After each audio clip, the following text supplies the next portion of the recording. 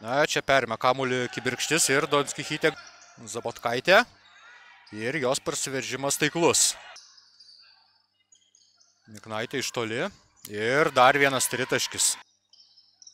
Miknaitė, viena link krepšio ir 2 taškai. Ir čia dar viena klaida, po kurios Agnė Černeckytė viena po krepšių greitoje atakoje.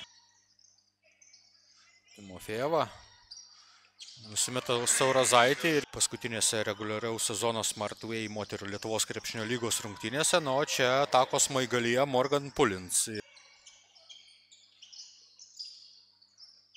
Čia 2 taškai. Čia Saurazaitės nėra aikštelėje pasirodžiusi. Čia Kauskaitės metimas blokuojamas su Saurazaitė.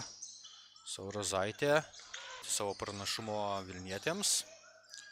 Na, čia 3 taškus progos susimesti. Čia blokuoja